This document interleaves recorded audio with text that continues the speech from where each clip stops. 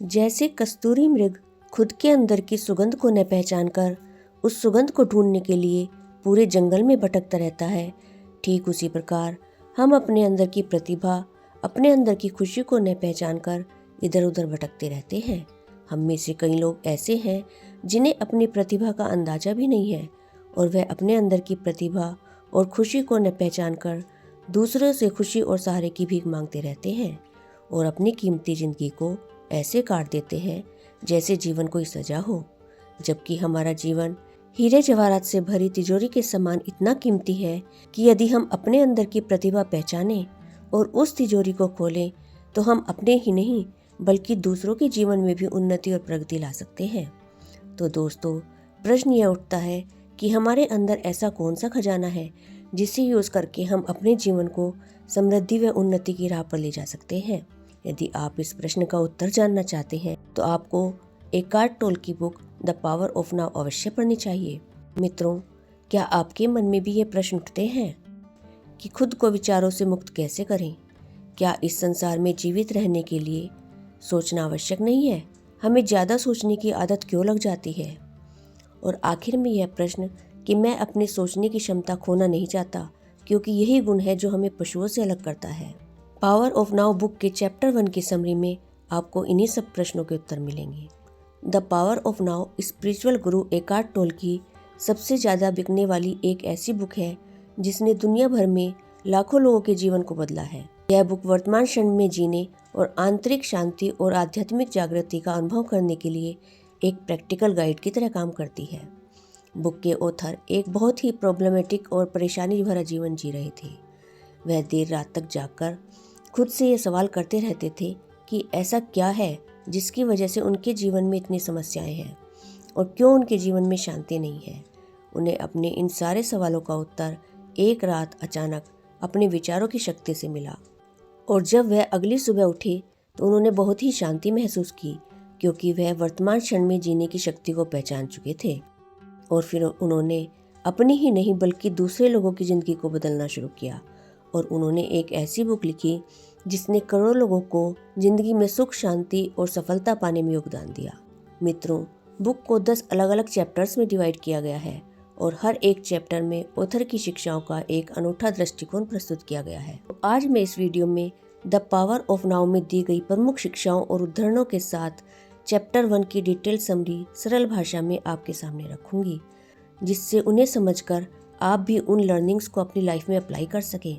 तो आइए the power of now book summary इन हिंदी की परिवर्तनकारी दुनिया में अपनी यात्रा शुरू करते हैं।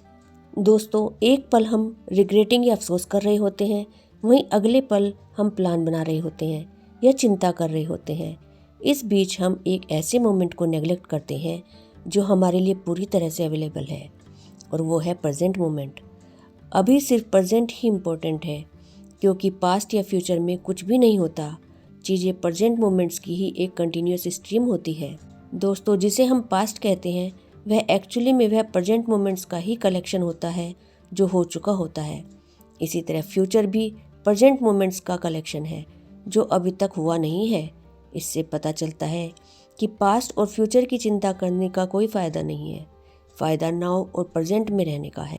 यदि आप नाउ में रहना सीख लेते हैं तो आप अपनी बड़ी प्रॉब्लम को एक्सपीरियंस ही नहीं करते, और जो प्रॉब्लम्स आती हैं वह छोटी नज़र आती हैं जिसे आप आसानी से सोल्व कर सकते हैं। और फिर दोस्तों, हमारा जो आने वाला पास्ट है और फ्यूचर है, दोनों ही खूबसूरत हो जाते हैं। इसीलिए पास्ट से चिपकना छोड़िए, फ्यूचर के फियर को रोकिए और फिर देखिए कि आपके जीवन में कैसे ड्रामेटिकली चेंज आते हैं। मित्रों, मानव मस्तिष्क एक बहुत ही उत्कृष्ट उपकरण है, बशर्ते कि इसका सही तरह से इस्तेमाल किया जाए। गलत तरीके से इस्तेमाल किए जाने पर यह बड़ा विनाशकारी हो जाता है। और भी स्पष्ट रूप से कहा जाए तो बात केवल इतनी ही है कि आप अपने मस्तिष्क का इस्तेमाल गलत तरीके से करते हैं, बल्कि आमतौर पर तो आप इसका इस्तेमाल करते ही नहीं हैं। दरअसल आपका मस्तिष्क ही आपका इस्तेमाल किया करता है। यही रोग है। आप समझते हैं कि आप अपना मस्तिष्क हैं और इस मस्तिष्क में उठने वाले सभी विचार आपके हैं। यह एक भ्रांति है, भ्रम है, मिथ्या आभास है। यानी यह उपकरण आप पर हावी हो चुका है। जैसे कुत्ते हड्डी को चबाना और चूसना पसंद करते हैं, ठीक वैसे ही मस्तिष्क को समस्याओं में अपने दांत गड़ाए रखना पसंद होता है। लेखक कहते हैं कि मैं आपसे एक सवाल पूछता हूँ, क्या आप जब चाहे तब अपने विचारों से मुक्त हो सकते हैं? क्या आपको अपने मन का ऑफ बटन मिल गया है? मतलब है कि सोचने पर पूर्ण विराम। यदि आपका जवाब नहीं है तो आपका मस्तिष्क ही आपका इस्तेमाल कर रहा है। अनजाने में ही सही, आप उसके साथ एकाकार हो गए हैं, इसलिए आप यह जानते तक नहीं कि आप उसके गुलाम हो गए हैं। यह लगभग ऐसा ही है कि जैसे आपके दिलो दिमाग पर कोई हावी हो जाए और आप यह बात जानते भी न हो, और फिर उस हावी होने वाले के स्वरूप को ही आप अपना स्वरूप समझने लगे। स्वतंत्रता की और आज़ादी की शुरुआत इसी बोध से होती है कि जो आप पर हावी है वह आप नहीं हैं, आप उससे अलग हैं। यानी आप विचारकर्ता नहीं हैं, उससे अलग हैं। जैसे ही आप अपने आप को अपने विचारों से अलग देखना शुरू कर देते हैं, वैसे ही आप चेतना के उच्च स्तर पर पहुंच जाते हैं। तब आपको यह बोध होता है कि विचारों से परे बुद्धि का एक विशाल साम्राज्य है। कुछ लोग तो अपने मस्तिष्क में विचारों के रूप में एक अत्याचारी, एक उत्पीड़क, एक जालिम को लिए हुए जिया करते हैं, जो कि उन पर ही लगातार हमले करता रहता है, उन्हें दंडित करता रहता है, उनकी ही जीवन की शक्ति को सोखता रहता है, और फिर यही बन जाता है उनके कलेश, कलह, व्यथा, दुख का और रोग का भी कारण। तो मित्रों, प्रश्न यह उठता है कि हम अपने आप को बेकार के विचारों से कैसे मुक्त करें? तो लेखक कहते हैं कि आप खुद को अपने विचारों से आज़ाद कर सकते हैं, और यही होती है सच्ची मुक्ति। इसका पहला कदम तो आप अभी उठा सकते हैं। आप अपने मस्तिष्क में उठने वाले विचारों को ध्यान से सुनना शुरू कीजिए। एक साक्षी के रूप में वहाँ उपस्थित रहिए। जब भी आप अपने विचारों को सुने तो तटस्थ भाव से सुने, कोई निर्णय निष्कर्ष न निकालें। जो आप सुने उसकी निंदा आलोचना भी न करें और न ही किसी नतीजे पर पहुँचे। तटस्थ भाव से सुनने पर आपको प्रत्यक्ष अनुभव होने लगेगा कि एक आवाज़ है और उसे मैं सुन रहा हूँ, ध्यान से सुन रहा हूँ। ऐसे में वह विचार आप पर हावी होने की अपनी शक्ति खो देता है और शीघ्र ही तिरोहित हो जाता है, क्योंकि तब आप विचार को कोई ऊर्जा नहीं दे रहे होते हैं। आपको अपनी ही उपस्थिति की अनुभूति आनंद के साथ होने लगती है। उसकी तुलना में सब विचार और सभी भावनाएं महत्वहीन लगते हैं। तब आप विशुद्ध चैतन्यता की अवस्था अनुभव करते हैं। बेकार के विचारों के इस जाल से मुक्त होने के लिए लेखक दूसरा उपाय बताते हैं कि आप ऐसा भी कर सकते हैं, अपने ध्यान का फोकस केवल वर्तमान पल पर लगा दें। ऐसा करना गहरा संतोष देने वाला होता है। अपने दिन प्रतिदिन के जीवन में इसका अभ्यास आप रोजमर्रा के किसी भी ऐसे काम को करते हुए कर सकते हैं जिस काम को आप रोज आदत के अनुसार करते हैं। उस काम को पूरा ध्यान देकर करना शुरू कर दीजिए। उदाहरण के लिए, अपने घर में या अपने कार्यस्थल पर जब भी आप सीढ़ियाँ चढ़ें या उतरें, तब अपने हर कदम पर, अपनी हर गतिविधि पर, यहाँ तक कि अपने सांस लेने पर भी आप अपना पूरा ध्यान बनाए रखें। पूरी तरह वर्तमान में रहें। या जब भी आप अपने हाथ धोएं, तब हाथ धोने के दौरान अपने अंगों को महसूस होने वाली सारी अनुभूतियों पर ध्यान दें। पानी की आवाज़, हाथों पर उसकी छुअन, आपके हाथों का संचालन, साबुन की सुगंध, सब कुछ। या जब आप अपनी कार में बैठें, तब दरवाज़ा बंद कर लेने के बाद कुछ पल ठहरें, अपने श्वास की गति पर ध्यान दें। वहाँ अपनी उपस्थिति की नीरव शांत ऊर्जा को महसूस कर। ऐसा करते करते एक दिन ऐसा भी आ सकता है जब आप अपने मस्तिष्क में उठने वाले विचारों की आवाज़ को सुनकर कुछ इस तरह मुस्कुरा पड़ें जैसे कि आप किसी बच्चे की कलाबाजी या उछल कूद पर मुस्कुरा पड़ते हैं। इसका मतलब यह होगा कि आप अपने मन के विचारों को पहले जैसी गंभीरता से नहीं लेते हैं, क्योंकि अब आपका स्वयं का भाव आपके विचारों पर निर्भर नहीं करता। तो मित्रों, अब आपके मन में यह प्रश्न हो सकता है कि संसार में रहने के लिए क्या सोचना विचारना आवश्यक नहीं है?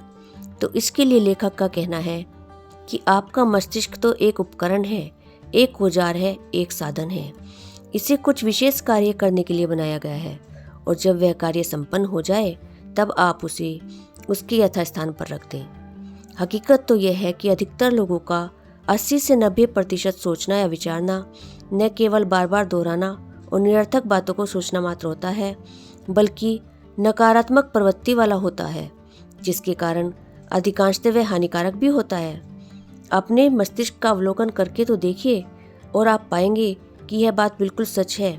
इसके कारण आपकी जीवनी शक्ति का बहुत ह्रास होता है और आप उसे व्यर्थ में ही गंवाते रहते हैं। इस प्रकार सोचने विचारने से अगर आप खुद को रोक नहीं पाते हैं, तब यह सचमुच एक लत बन जाता है। लत की पहचान क्या होती है? सीधे सरल शब्दों में यह होती है, जब आपको यह भी महसूस ना हो कि इसे रोकने का विकल्प भी हमारे पास है, तब समझिए कि वह बात लत बन चुकी है। लत आपसे भी अधिक बलवती हो जाती है। लत आपको सुख की एक गलतफहमी भी दिया करती है, वह सुख जो कि निश्चित रूप से दुख में बदल जाया करता है। जब तक आप अपना मन बने हुए हैं, तब तक आप वर्तमान पल को नहीं जी सकते। लेखक कहते हैं कि अब आपके मन में यह प्रश्न उठ सकता है कि सोचने विचारने की क्षमता को हम खोना नहीं चाहते हैं। अधिक स्पष्ट तरीके से सोचना, अधिक फोकस के साथ सोचना, यह सीखने में मुझे कोई आपत्ति नहीं है। सोचने का गुण ही तो हमारे पास एक सबसे अधिक मूल्यवान चीज है। इसके बिना तो हम केवल एक किस्म के पशु बनकर रह जाएंगे। तो लेखक कहते हैं कि जब हम अपने मस्तिष्क के विचारों को कंट्रोल करना सीख जाते हैं, तब हम इसका इस्तेमाल तभी करते हैं जब ऐसा करना आवश्यक होता है, लेकिन वह भी पहले की अपेक्षा कहीं अधिक केंद्रित और प्रभावी ढंग से। तब आप अपने मन का उपयोग केवल व्यवहारिक कामकाज के लिए करते हैं, किंतु इसकी खुद ब खुद और लगातार चलने वाली अंदरूनी बकबक से आप आज़ाद रहते हैं और इससे आपको एक भीतरी नीरवता, निश्चलता व शांति मिलती है। तब अगर कभी आप अपने मस्तिष्क का प्रयोग करते भी हैं, और ख़ास तौर से तब करते हैं जब किसी रचनात्मक समाधान की आवश्यकता आ पड़ती है, इस अवस्था में रचनात्मक रूप से सोचना और भी ज़्यादा संभव हो जाता है। बड़े बड़े वैज्ञानिक और कलाकार भी अपनी महत्वपूर्ण रचना शांत मन के द्वारा ही कर पाते हैं।